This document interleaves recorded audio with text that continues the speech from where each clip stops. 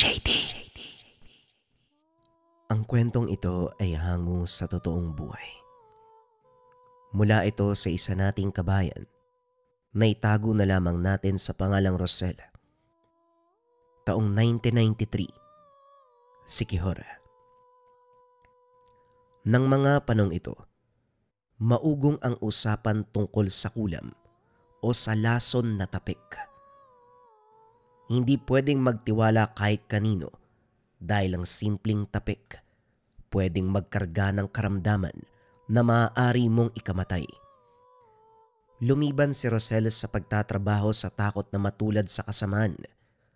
Natuklasan na kinulam matapos ang mahabang panahon pag-inda ng hindi matukoy na sakit.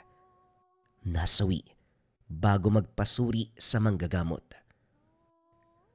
Sa puntong ito, kasalukuyang nasa bayan para bumili ng mga kakailanganin sa araw-araw, si Nanay Lydia lamang ang lumabas ng sasakyan. Si Rosel ay nanatili sa loob. Tanaw sa bintana ang siksikan ng mga tao. Napapabuntong hininga sa tuwing may nakikitang nagkakamayan o tumatapik kahit halata namang magkakilala. Okupado ang isipan ng binata tungkol sa kulam na tapik. Hindi naglaon. Napasigaw ng bigla ang may humawak sa balikat. Kabadong-kabado. Pinagpawisan. Nakainga ng makilala. Ito si Anton na kaibigan niya. Masyado ka namang natataranta. Ilang araw ka nang lumiban sa trabaho Natatakot ka pa rin ba? Wika ni Anton. Nagmamadali itong sumakay. Malamang, sino bang makakapagsabi ko may sumpa o wala yung tumapik sa'yo? Ulitin mo pa yung ginawa mo Malilintikan ka sa akin. Ay sus, matatakotin ka lang talaga. Huwag mo kasi masyadong isipin. O sige, muna na ako May dadalawin pa ako dun sa kabila Sinundan ng tingin. Pagdating sa unahan may nakasalubong na kakilala. Kinilabutan si Rosel nang makitang tinapik ang kaibigan. Makikita naman sa kilos na malapit sila sa isa't isa, pero iba ang kutob ng binata. Makaraan ang ilang sandali. Bumaba si Rosel ng sasakyan upang ikarga ang pinamili ng ina. Habang isa-isang ipinapasok sa sasakyan, panay tingin sa paligid. Agad didistansya kapag may magtatangka sa paglapit. Hindi nagustuhan ng ina ang kilos dahil lahat na lang ay binibigyan ng kahulugan. Pinagsabihan pero ang dahilan ng binata, mainam ang maging alerto kaysa sa magsisi. Naging ganon si Rosel sa loob ng ilang buwan. Saka lang kumakalma nang hindi na marinig ang usap-usapan sa kulam. Hinikayat ng ina na bumalik sa trabaho. Nang makabalik, biniro si Anton sa pamamagitan ng pagtapik sa balikat. Gulatang binata, ginawaran ng suntok ang kaibigan, nakailag naman. Akala ko hindi ka na babalik Kumusta ka bala? Ilang buwan ka rin nawala Siguro mabuti pang puntaan mo sa bus dahil galit na yun. Kunot noong tumitig si Rosel. Kumpara noon pumayat ang kaibigan. Pagod ang mga mata. Mahina ang kilos. Aniya may sakit sa baga kaya nagkaganon. Tumango ang binata pero sa isipan iba ang dahilan. Pag-akyat ng opisina ng amo, masamang balita ang sumalubong. Tinanggal sa ilang buwan na pagliban. Kahit anong gawin hindi na mapakiusapan. Bago pinalabas. Nag-abot ng kaunting pera sabay tapik. Pagbaba, sumalubong ang malapit na kasamaan, nalulungkot sa pag-alis ng binata. Nagkayayaan pang mag-inuman bilang paalam kay Rosel. Sa kalagitnaan ng tagay hindi maiwasang maging malikot ang mga kamay. Hampas dito, hampas doon, tapik dito, tapik doon. Lalo na sa tuwing may kwento na may kasamang aksyon. Nawala sa isip ni Rosel ang bagay na ito dahil sa kalasingan. Pagkatapos ng kasiyahan, Kanya-kanya sa pag-uwi ang magkakaibigan. Kinabukasan nakaramdam ng kakaiba ang binata. Normal ang sakit sa ulo at bigat ng katawan matapos may masmasan sa pagkalasing. Subalit may iba pang napansin si Rosel. Kumakalamang sikmura na kahit anong kain ay hindi maibsan. Walang kabusugan. Ilang bandehado ang nakain pero kumakalam pa rin. Linggo ang lumipas. Nagbago ang pisikal na anyo. Pumayat. Palaging pagod. Magagalitin kahit sa maliit na bagay. Nagreklamo na rin ang ina. Hindi na masabihan ng maayos ang binata. Nauuna ang galit at palaging sumisigaw. Humantong sa punto na nawalan ng respeto. Basta na lang nagbubuhat ng kamay. Oras-oras nagugutom. Kung mauwaw ay sobrang dami ng galon ng tubig ang iniinom. Napapadalas pa ang paghahanap ng hilaw na karne. Rosel, ano bang nangyayari sa'yo? Inaaswang ka ba? Ang karne na lulutuin ko sana, nginangat-ngat mo kahit hilaw. Ay Diyos ko, ano ba nangyayari? Naubos ni Rosel ang karne na sana ay isasawg sa pansit. Nagpatuloy ang kondisyon ng binata hanggang sa araw na kumalma ang kalagayan. Biglang bumalik sa normal na para bang kakagising lang mula sa matinding bangungot. Nagtataka kung bakit pumayat. Naibahagi ng ina ang nangyari. Hindi makapaniwala na ganon ang kilos sa nakalipas na linggo. Nako, kung alam mo lang, kamuntikan pa kitang dalhin sa simbahan para ipasuri. Parang sinapian ka ng ibang kaluluwa. Nakita mo ba yung mga pasana ito? Ikaw ang gumawa niya.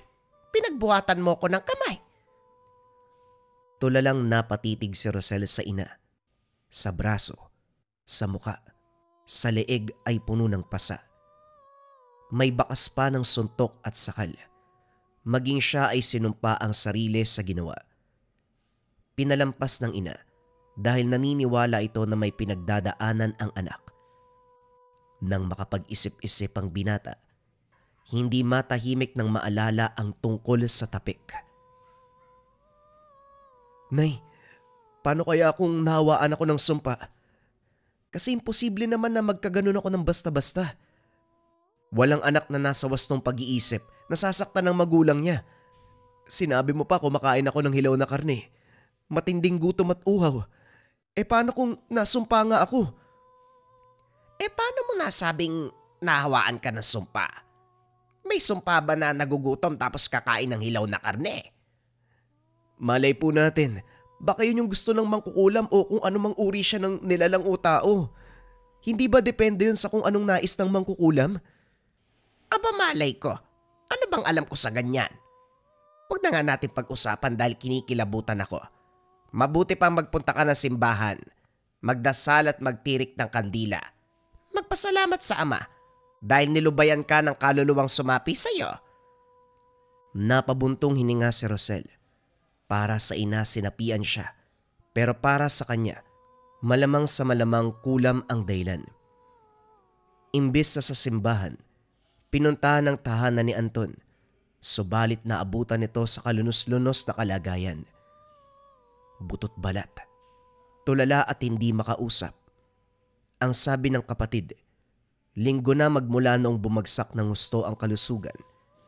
Hindi na kumakain, hindi uminom ng tubig, hindi makaramdam. Buhay nga ito, pero parang patay ang kondisyon. Ito ang dinala sa albularyo. Unang tingin pa lang alam na kaagad ang kalagayan. Bakit ngayon lang dinala ang binatang ito? Malubha na ang karamdaman. Kaunting panahon na lang pwede nang lagutan ang hininga. Ipasok nyo. Ako ang bahala. Wika ni Mang Puloy, ang albularyo. Kumuha ito ng isang baso ng tubig, dahon ng puyo, itak na yari sa kahoy. Nang maipwesto si Anton, sinimula ng orasyon. Pinaikot-ikot ang kamay sa ulo ng biktima. Inutusang pumikit. Nang magmulat sumapi ang kaluluwa ng mangkukulam. Sa puntong ito, samot-saring masasakit na salita ang namutawi sa bibig. Sinasakalang sarili. Nais patayin si Anton. Natigil lang ng hampasin ng buyo. Sino ka? Magpakilala ka. Sabihin mo ang kasalanan ng taong ito para kulamin mo. Wika ni Mang Puloy. Galit ako sa taong ito. Masama siya. Mapanlamang mapanlilang. Pinagdiskitaan ako kaya gumanti ako. Sa anong paraan siya naging mapanlamang, mapanlinlang? Ibahagi mo sa akin upang maunawaan ko. Bago pa lang ako sa trabaho. Pero ako na ang palaging pinagdidiskitaan. Pinagkakaisahan ng mga magbabarkada sa paunguna niya. Nung sweldo, kinuha ang pera ko. Binugbog pa ako ng manlaban. Hindi niyo ako masisisi kung ginawa ko ito sa kanya. Ganun ba? May sapat kang dahilan para parusahan ang taong ito. Pero hindi mo ba naisip na sumusobra ka? Pwede ka namang gumante sa paraan na kung anong ginawa sa'yo. Bugbugin mo rin. Nakawan mo ng pera. Wag lang ang kulam. Na alam nating lahat na papatay ng tao kapag katagalan. Gusto mo ba talagang patay ng taong to? Bakit naman hindi ko mababawasan ang katulad niya sa mundong ito? Hindi lang ako ang pinagdidiskitaan niya. Marami pa. Pero ako lang ang naglakas ng loob na gumanti. Iho, mabuti pa siguro kalasin mo na ang sumpa. Mag-usap tayo na maayos. Idaan sa pamamaraan na walang masasaktan, walang magdurusang kamatayan. Pwede naman pag-usapan ng lahat ng ito. Ayoko. Hindi ako atras. Walang kakalasin na sumpa. Magdusa siya. Mamamatay. Aray ko. Hindi natapos ang salita ng hampasin ng dahon ng buyo. Ang langis sa pinagbabara nito ang nagdulot ng pinsala sa sumaping mangkukulam. Wala itong nagawa ko hindi makiayon sa gusto ng albularyo. Napilitang kalasin ng sumpa at lubayan ang biktima. Saka lang nakawala sa pagkakasapi ng magkasundo. Bago pinakawalan, 3 beses na ginilitan ng leeg ang itak na yari sa kahoy. Nag-orasyon at ang tubig na dinasalan ay pinainom sa biktima. Pagkatapos ito, kondisyon ni Anton ang inatupag ng albularyo. Maayos na ginamot hanggang sa gumaan ang pakiramdam. Kinausap ni Rosel ang matanda. Manong, maraming salamat po sa tulong mo sa kaibigan ko. May tanong lang ako. Kapag kinulam o kung anumang sumpa, sakit sa katawan lang po ba ang mangyayari? Paano kung makaranas ng matinding pagkauhaw, matinding gutom, tapos kumakain ng hilaw na karne? Posible pa bang kulam yun? Natahimik ang albularyo. Hindi kaagad nakapagsalita. Nagulat si Rosel sa sinabi nito. Mas mataas na uri ng sumpa ang ginawa sa'yo. Yanggaw, gusto kang gawing aswang. Huwag ka na rin magpaligoy-ligoy. Alam naman nating lahat na ikaw ang nakaranas ng sumpa, hindi ba? Si Rosel naman ngayon ang natahimik. Hindi makapaniwala sa narinig. Kinausap ng albularyo kung handa na ba siyang magpasuri. Nakahanda na rin si Mang Puloy na gumamot. Hindi muna nagpasya si Rosel. Pilit pang pinoproseso ang natuklasan. Matapos ihatid ang kaibigan, umuwi siya at kinausap ang ina. Kahit si Nanay Lydia nagulat sa nabalitaan, hindi maisip na kinulam ang anak. Layon pang lahian ng pagkaaswang.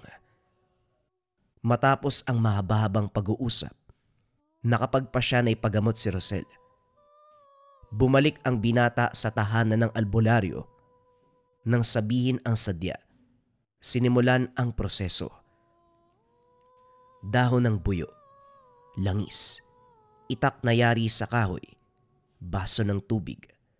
Nag-orasyon ang albularyo, kinumpas ang kamay sa ibabaw ng ulo. Nag-utos na pumikit. Sa muling pagkamulat, Kamalayan ng mangkukulam ang sumapi. Ito na naman. Ano bang problema ninyo? At palagi akong albularyo, ikaw na naman. At ikaw na naman uli. Ang dami mo palang inagrabyado. Ipaliwanag mo sa akin kung anong ginawa ng binatang ito para kulamin mo. Si Rosel, ayoko sa binatang ito. Ayoko sa presensya niya dahil nakakainis siya. Yun lang. Napakababaw mo. O siya, wag na nating pabain ang usapan. Kalasin mo ang sumpa kung ayaw mong umabot sa punto na magsisisi ka. Sasaktan mo na naman ba ako? Wala ka rin pinagkaiba sa mga taong kinulam ko. Wala kayong ibang alam kung hindi manakit ng kapwa. Kapag nakitang mahina, gagawan ka agad ng masama. Naisahan mo ko nung una, hindi ako makakapayag na mapasuko mo ngayon. Nilalayo mo ang usapan. Kakalasin mo ba o tatapusin kita? Nanlaban ang mangkukulam, subalit hindi pinayagan ng albularyo. Hinigpitan ng orasyon, ilang ulit ang paggampas ng buyo. Sinabuyan ng langis. Diniinan ang itak na gawa sa kahoy. Umalingaw-ngaw ang daing. Hindi naglaon ay kusa itong sumuko. Tatanggalin ko na. Masakit na. Itigil mo. Kinukumpas ang sariling kamay mula ulo hanggang paa. May sinasambit na kataga ang sumapi hanggang bigla itong nawalan ng malay. Sinundan ng dasal ni Mang Puloy. Nagising ang biktima. Pinabalik ang kamalayan ng mangkukulam para sa paglilinaw. Nangako ito na hindi nagagambalain si Rosel kailanman. Nang magkasundo, pinaalis ng albularyo ang pagkasapi. Bumalik sa ulirat si Rosel. Pagod na pagod ang katawan. Bumagsak sa tabi. Tulala habang nakatitig sa albularyo. Nang mahimasmasan, uwi na sana kaso pinigilan ni Mang Puloy dahil hindi pa tapos ang gamutan. Nakalimutan mo yata na gusto kang yang gawin. Ang ginawa kanina ay para lang kalasin ang sumpa ng kulam. Ngayon ang prosesong isusunod ay ang ritual sa pag-alis ng yanggaw. Nasa kaloob-looban mo pa ang sumpa ng aswang. Yon ang sisikapin nating mailabas sa ngayon. Huwag kang mag-alala. Alam kong pagod ka pa kaya bibigyan kita ng sapat na oras para makapagpahinga. Dito ka lang sa tahanan. Mahabang oras ang ginugol ni Rosel sa tahanan ng albularyo. Sumunod ang ina sa pag-aakalang may masamang nangyari. Pinaliwanag ni Mang Puloy sa ina ang kaganapan. Wala itong reklamo. Nang maibalik ang nawalang lakas, tinawag ng binata ang albularyo para simulan ang panggagamot. Pinainom ng langis, sumambit ng orasyon. Sa bawat ampas ng dahon ng buyo, may gumagalaw sa kaloob-looban. Sa muling hagupit, may kusang umakyat sa lalamunan. Hindi naglaon iniluwa ang maliit na bato, kasing liit ng munggo. Nag-orasyon muli si Mang Puloy. Inihipan ng dasal ang baso ng tubig at saka pinainom. Nagmamadali sa paglabas para ilibing ang bato. Dito nakaramdam ng ginhawa si Rosel. Gumaan ang katawan. Maayos ang galaw. Kumpara dati na kinakapos ng hininga. Biglaan pa ako mapagod. Manong, ligtas sa po ba talaga ako?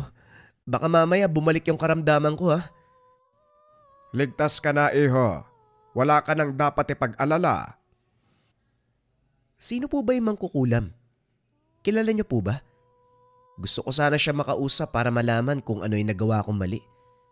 Para po kasi sa akin, naging mabuti naman ako sa kapwa ko eh. Paminsan ang dahilan ng pagkapahamak ang pagiging mabait.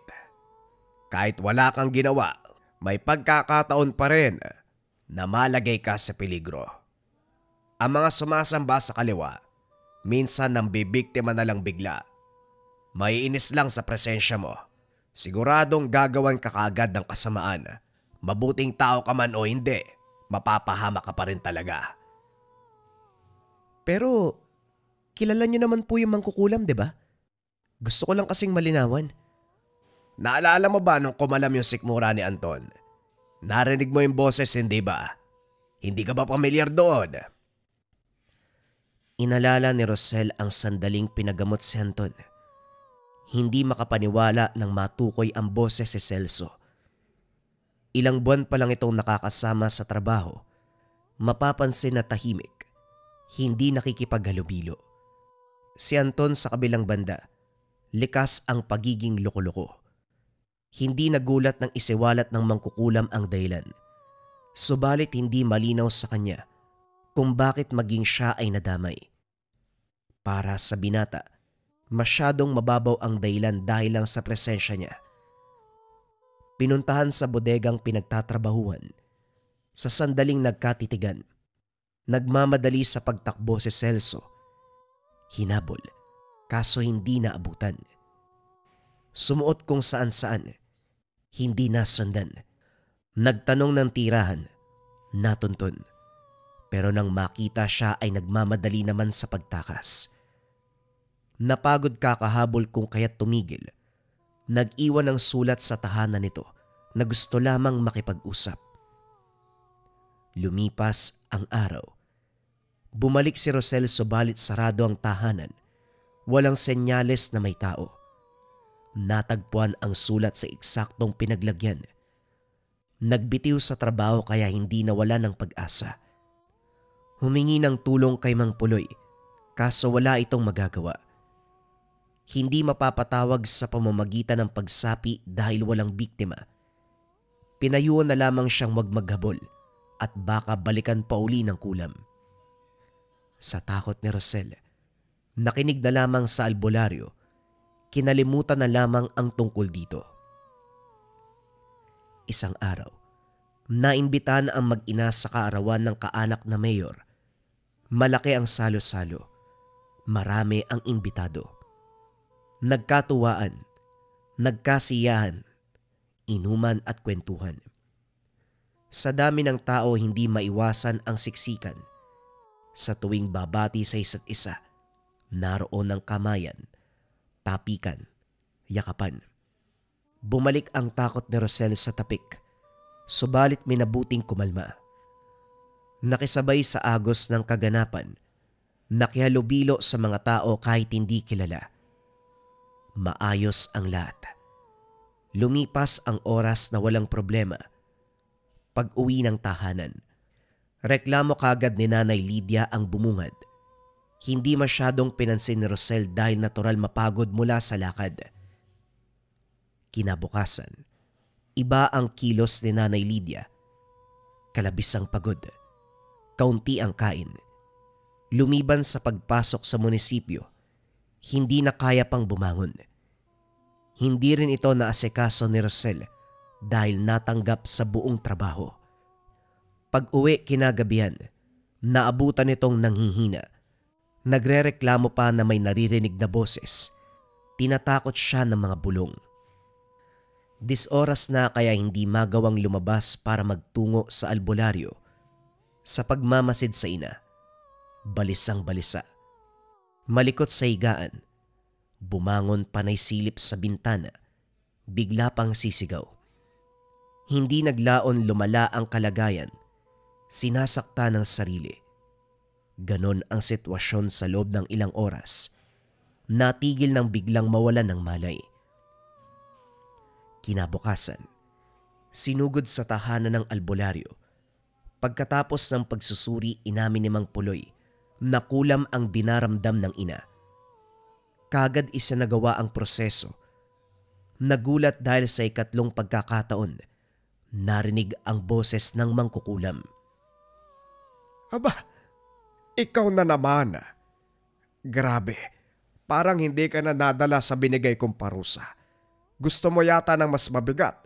Magaan lang yung pinataw ko sa pag-asang susunod ka sa usapan. Kaso mali yata ako ng ginawa eh. Ano naman ang rason mo para kulamin ang taong to? Nagkita kami sa isang salo-salo. Pinuna niya ako. Nilait kaya nagalit.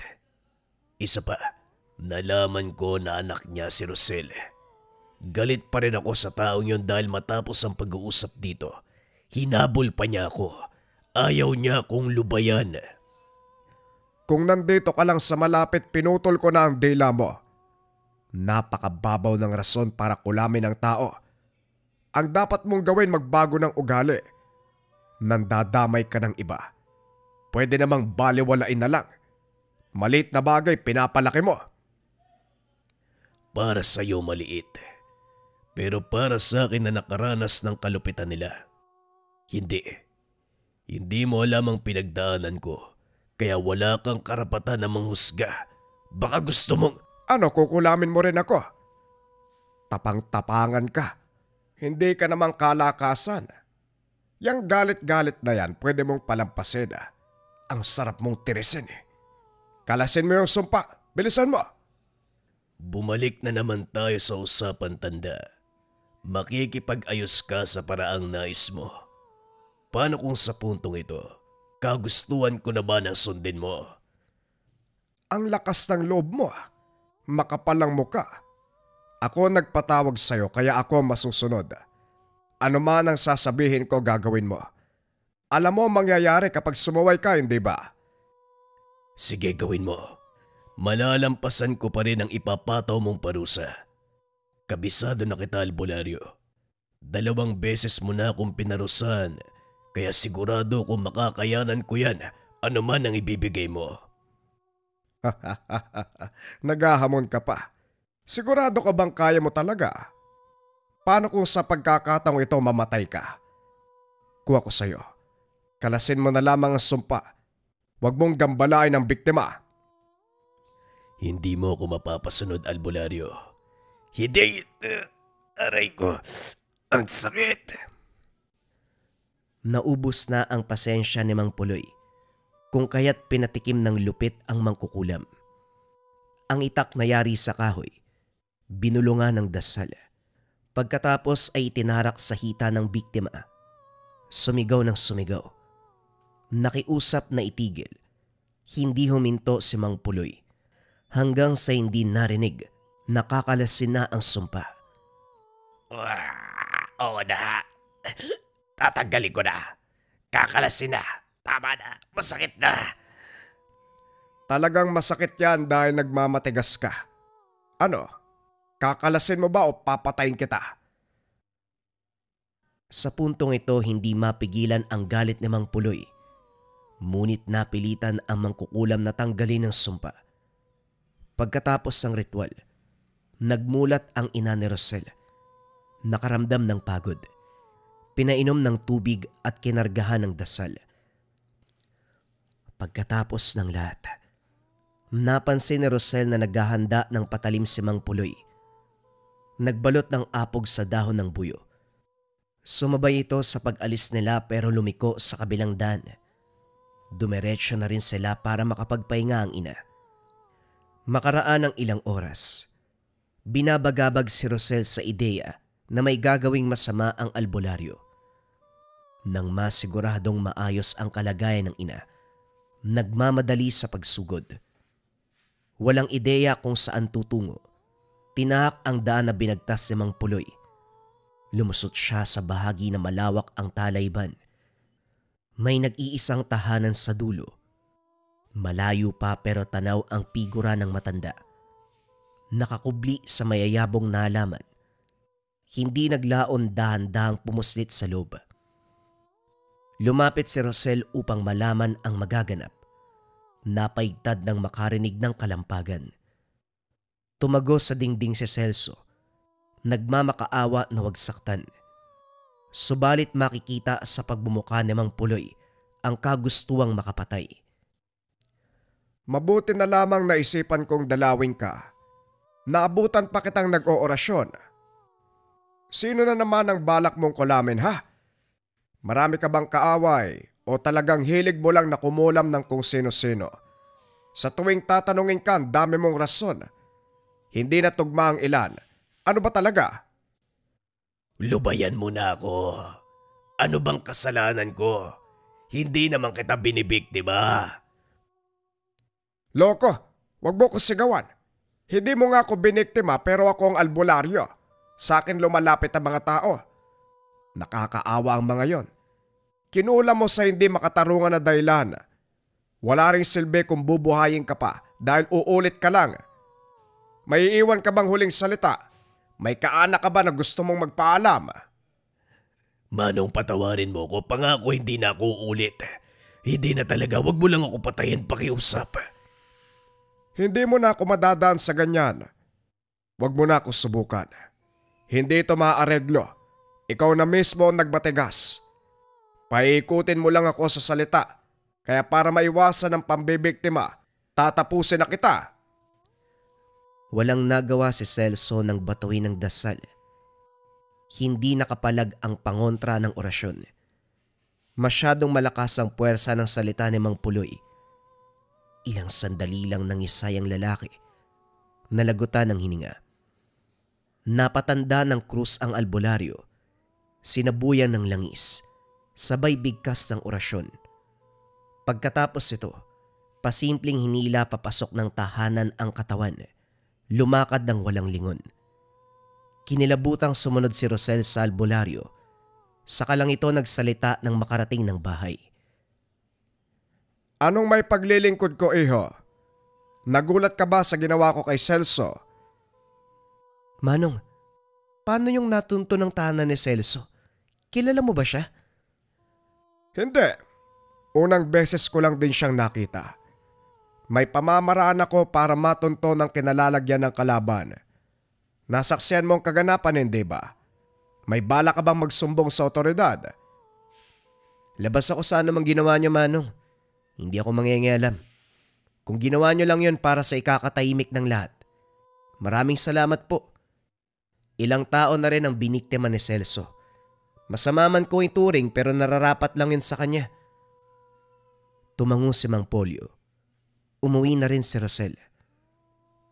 Gayunpaman, hindi makapaniwala ang binata sa kinalabasan ng lahat. Ang simpleng takot, nauwi sa malatrahedyang kaganapan. Nanumbalik ang saya ni Rosel at Nanay Lydia matapos ang gamutan. Kahit wala ng karamdaman, bumabalik sa tahanan ng albularyo para magpasuri. Sa awa ng Diyos, normal naman ang lahat. Kaunti na lang mapapraning na ako eh. Kumalma kayo. Hindi mabuti mag-isip ng ganyan. Ang labis sa pag-iisip, masama din sa kalusugan. Huwag kayo mag-alala, nandito naman ako. Handang makipaglaban kapag may mambibiktima. Kahit ang binata, natatawa sa sariling kilos. Kaunting karamdaman ay tatakbo kagad sa albularyo. Ngunit ganun pa man, malaki ang pagpapasalamat dahil nandyan ang albularyo. Isa lang ang natutunan niya.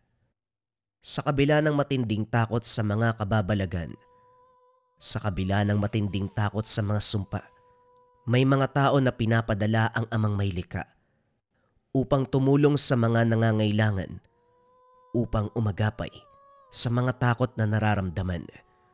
Malaki ang pagpapasalamat ng binata na may mga tao na kagaya ng matanda. Mga albularyo, na handang makipaglaban sa sumpa, na handang ialay ang buhay para sa iba.